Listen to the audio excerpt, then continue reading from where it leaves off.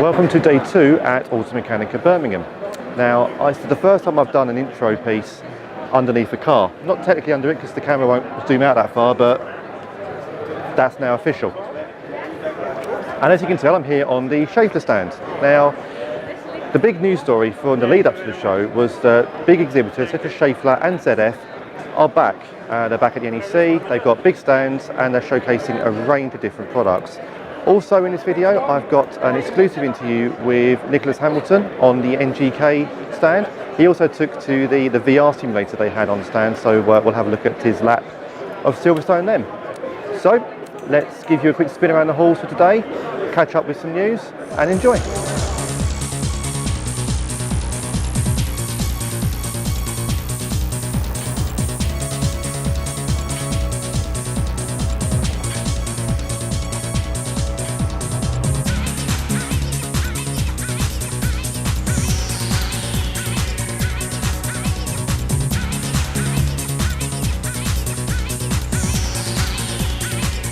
I'm now here on the NGK stand with Nick Hamilton, BTCC racer. Nick, thanks for joining me. No worries, pleasure. So you've had a bit of time. Have you had a bit of a look around the show yet? Have you been able to see a bit? I haven't actually. I've just stayed on this stand, to be fair.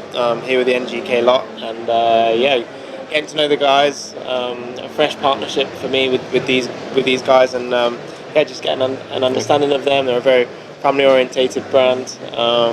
Great bunch of people. So yeah, I think I'll finish up here at some point and go and have a look around the show. And you're racing obviously in the BTCC this season. You're back in the BTCC in the Focus. How's the championship going so far for you? Yeah, obviously I did 4 races in 2015 with the Audi S3, and still didn't have a lot of experience, jumping into that car. And yeah, things have moved on completely since 2015. The technology's got even better. The cars have got faster. Got closer as well. The whole championship's pretty much separated by a second. It's 30 cars on the grid, separate by a second. So it's been difficult, which I knew it always would be. It's the pinnacle of British motorsport, and you're up against the likes of Jason Plato, Rob Collard, Matt Neal, all these guys that have been in it for donkey's years. And so yeah, no, I think it's been a up and down start. Really good first race. Donington, the second round didn't go too great for me. Generally, I just think I was struggling mentally. Could have done with a bit more pace, and yeah, just didn't really get that pace that I needed at Donington. Thruxton, got myself back together. Just the car wasn't as strong as we wanted it to be as a team, so we sort of struggled. Generally, all the motor-based cars were quite far down. But yeah, I mean, it's only 3 races in. We've got a lot of opportunities to move forward, and I plan to stay in the championship for as long as I can. So this is just hopefully one year of many. Brilliant. And of all the circuits you've raced on, obviously you've done the Clios as well, haven't you? Bits like that. What's your favourite? In the UK, I would probably say Snetterton is my favourite circuit. Very well maintained, very well kept. It's got a bit of everything, high speed, medium speed, and slow speed corners. So you really got to understand your car in all aspects, through high speed, through medium, through low speed corners. And it's got a Hamilton corner, which is obviously named after me, as I always say. But yeah, so that's cool. But it's a great spectacle for everybody. We always race there in the summer. So it's majority really good weather there. Yeah, fantastic track to drive. And I noticed earlier on you're on the simulator outside on the NGK simulator. That's going around Silverstone, but how you find that? I find it amazing, obviously, with the VR headset as well. It must be quite a lot more immersive than just sort of sitting there looking at the screen. Yeah, I mean, for me, it's like wearing a helmet almost, because you're able to actually look to the apex itself. Whereas if you're watching a screen, you have to wait for the car to turn before you can actually see the corner itself. So yeah, it's completely different. For me, it's the only way to game. If you're gonna be into your gaming and there's an option for VR, I would take it 100%. I'd never go back to a screen if VR was an option. I must admit, I'm going to give it a go later on. Yeah, I've not definitely had the experience yet, so I don't know what it's like. But, you wouldn't believe it.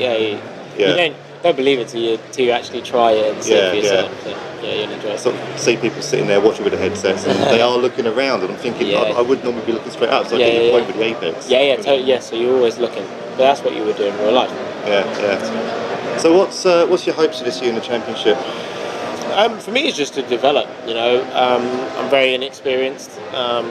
Still doing a really good job. I think so far I've out-qualified race winners and not shown myself up in the championship.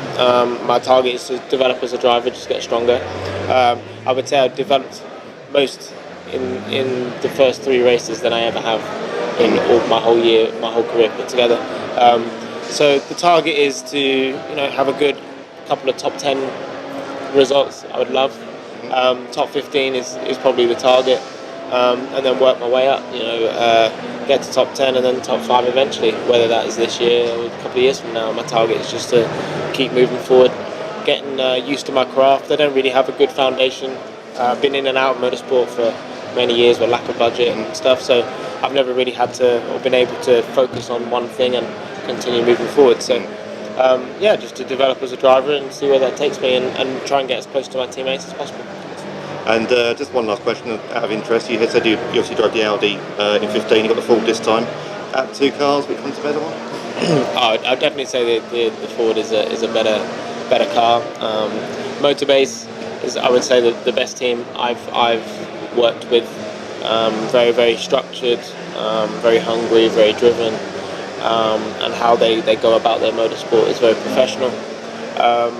Our car is generally an old car now, so we have to keep making sure we develop it and move it forward, and that's what the team are always doing. That's why we make some steps forward, a couple of steps back. It's certain circuits are good for your car and benefit your car, where other circuits they don't.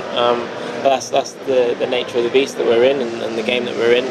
I'm just happy to have the opportunity to drive a British touring car at high speed and do a good job. So super proud of myself for where I am. Hopefully, as I said, it's just one of many years to come. Brilliant. Excellent, Nick. Thanks very much. No worries, pleasure. Cheers. Thanks.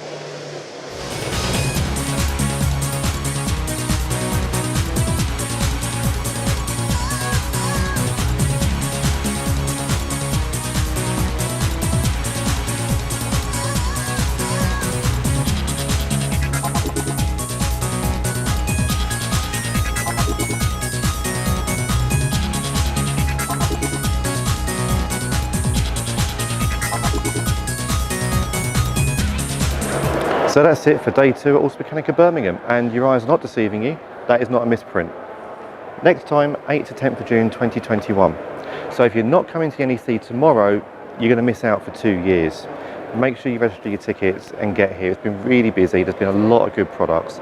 Just to give you a quick roundup, Snap-on are soft launching their new ADAS system, highly mobile, comes available with 10 boards and will be available in August. It's a great little bit of kit. It's, like I said, highly mobile. You can tuck it away in the corner of your garage where you're not using it. It's not going to take up the entire workshop space. GS UASA have also launched their new online academy. 20 courses, downloadable certificates, and it's video-based online learning, so you can do it whenever you want to, in your own time. It's a brilliant kind of thing. The way the industry seems to be going now is more online stuff, online courses, so get involved with that. And look out for tomorrow's last day video. Thanks for joining me. Speak to you soon.